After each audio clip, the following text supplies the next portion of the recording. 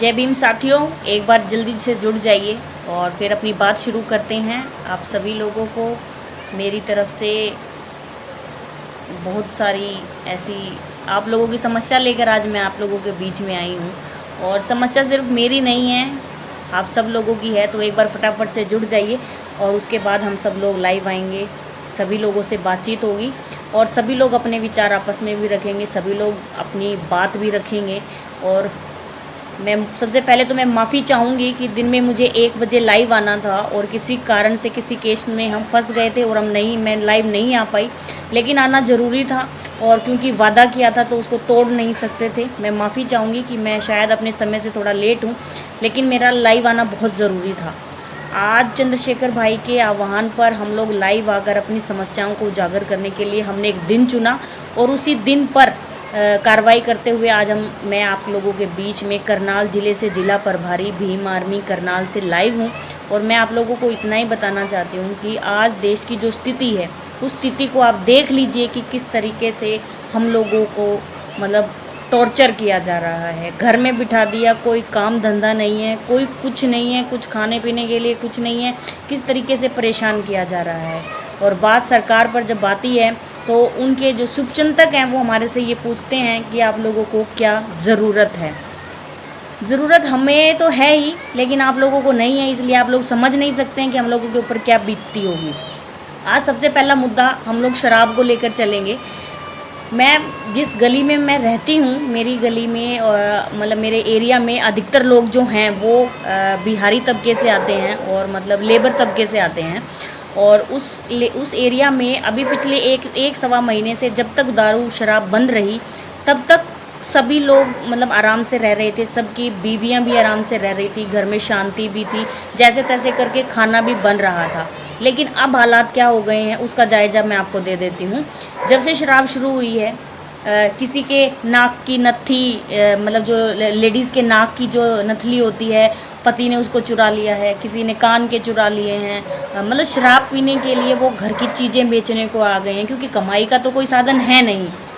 मुझे इतनी हैरानी हो रही है आज ये देखते हुए कि मेरे देश में हमारे करनाल ज़िले में डीसी साहब ने ये आदेश दिए हैं कि 2 बजे तक, दिन के 2 बजे तक सिर्फ वो क्या नाम है राशन की दुकानें खुलेंगी, लेकिन जो दारू के ठेके हैं वो शाम को 7 बजे तक खुलेंगे। आप ये सोचिए कि वो दुकान जो 2 बजे तक खुलेगी वो पूरे करनाल के मतलब राशन की खपती कर सकती है, लेकिन शराब की खपती करने के लिए जिसमें महिलाओं का कोई योगदान नहीं होता है और उसके बावजूद भी वो शाम को 7 बजे तक खुलेंगी। और सभी लोग खाना खाते हैं लेकिन सभी लोग दारू नहीं पीते हैं, लेकिन फिर भी उसको इतना बड़ा टाइम दिया गया कि उन लोगों को इतनी ज़्यादा ज़रूरत है कि 7 बजे तक वो लोग मतलब अपने ठेका खोल पाएंगे।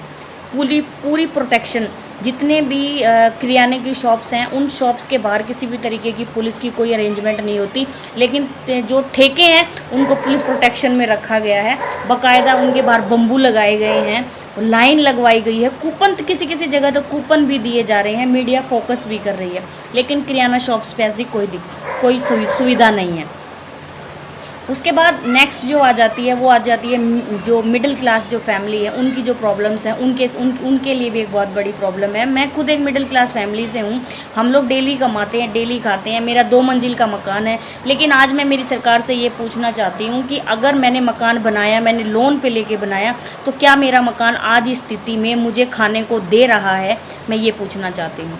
क्या मेरे से मेरी सरकार ये पूछ रही है? मैं एक वकील हूँ, मुझे मेरे जो हमारी bar council of high court Chandigarh है, उन्होंने ये प्रॉमिस किया था कि जो भी वकील फॉर्म्स भरेंगे उनको 5-5 हज़ार रुपये की सुविधा दी जाएगी, लेकिन वहाँ भी वो सरकार जो है वो नकारा साबित हुई। पिछले 1.5 महीने से मतलब हमें कुछ भी नहीं दिया गया, सिर्फ एक फॉर्म भरवाया गया जिसके लिए आज तक भी कुछ नहीं किया गया। लॉकडाउन को सिर्फ एक इन्होंने वो बना लिया है, एक मतलब इनको बचाने का एक जरिया बना लिया, प्रोटेक्शन कवच जिसको बोलते हैं, कवच बना लिया है, जिसके आड़ में ये सब लोग काम करे जा रहे हैं। 68,000 करोड़ रुपए उनके बट्टे खाते में डाल दिए गए जो बड़े बड़े कारोबारी थे, लेकिन हम जैसे लोगों के लिए 2 महीने की किस्तें भी मतलब मुश्किल हो गई हैं। जिनके खाते में पैसे थे उनकी कट गई हैं, और जिनके खाते में पैसे नहीं थे उन लोगों को डेली फ़ोन करके ये कहा जाता है कि आप अपनी किस्त जमा करा दीजिए।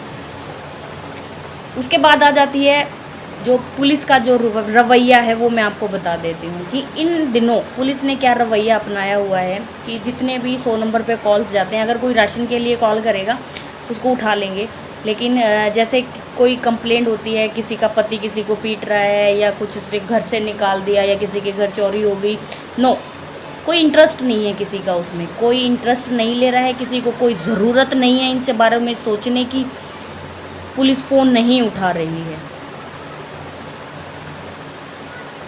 हाँ बिल्कुल, दारू से तो बहुत ज़्यादा पैसा मिलता है और मुझे ऐसा लगता है कि देश की अर्थव्यवस्था में महिलाओं को भी अपनी भागीदारी निभानी चाहिए और बिल्कुल दारू पीनी चाहिए महिलाओं को भी। आज मुझे ऐसा लगता है अगर महिलाओं मतलब आधी आबादी दारू नहीं पीती है, उसके बावजूद भी 7 बजे तक खुलती है, हैरानी की बात है।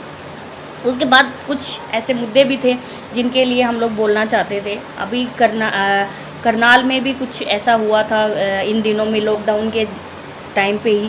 तो मतलब अगर किसी का नाम लेके बोलूँगी तो फिर वही बात आ जाती है कि डायरेक्टली मुझे टारगेट किया जाता है, लेकिन मैं नाम नहीं लेकर और डायरेक्ट आप लोगों को ये बता देना चाहती हूँ कि बहुत ही इंटेंशन के साथ हर एक काम किया जा रहा है। बहुजनों को, गरीब लोगों को, लेबर को किस तरीके से टॉर्चर किया जा रहा है, हैरानी है टॉर्चर की हद सीमा देखकर। किस तरीके से शक्ल देख कर डिपो वाले राशन दे रहे हैं। आज मैंने सुना था किसी वीडियो में, उन्होंने ये बोला कि करनाल में सबसे अच्छे तरीके से राशन दिए जा रहे हैं, और मैं ये कह रही हूँ कि करनाल की जो स्थिति है वो कहीं वैसी स्थिति शायद ही कहीं पर होगी। मैंने कोई वीडियो ऐसी नहीं देखी, मैंने ऐसा कोई डिपो वाला नहीं देखा जिसकी करनाल के मीडिया के जो हमारे साथी हैं उन लोगों ने ना बताया हो। बहुत बहुत बुरी स्थिति है और सरकार अपने उनको ढकते हुए जा रही है। उसके बाद मतलब सरकार कहाँ वादा कर रही थी कि 15-15 लाख रुपए देंगे, और क्या दे रहे हो आप लोग? 5-5 रुपये मांगने पे आप लोग आ गए हो। कल मैंने जिला बीजेपी के एक जिला अध्यक्ष हैं हमारे यहाँ पर, उन्होंने बोला कि दूसरी पार्टी का उनका कोई आपस में डिस्प्यूट था, वहाँ पर भी ये बात चली कि पीएम फंड में कितने रुपए दिए गए। और मैं ये कह देना चाहती हूँ कि पीएम फंड में जितने भी रुपए आज तक दिए गए, अगर उसके 10% भी आप लोग जनता तक ले आएंगे तो शायद ये जनता भूखी नहीं मरेगी। आप लोग बहुत बुरे तरीके से जनता के साथ व्यवहार कर रहे हैं। हर पूरी जनता दुखी है लेकिन कोई कुछ नहीं बोल रहा, सब लोग चुप हैं। और चुप क्यों हैं? सिर्फ इसलिए कि सबको डर लगता है कि हमारे साथ पता नहीं क्या हो जाएगा। लेकिन पता नहीं क्यों लोग ये नहीं समझ पा रहे हैं कि अगर हम नहीं बोलेंगे तो ये सरकार को मतलब हम लोगों को झेलना पड़ेगा, बहुत लंबे समय तक झेलना पड़ेगा। अपने दुख को उजागर करने के लिए आप लोगों को सामने आना पड़ेगा।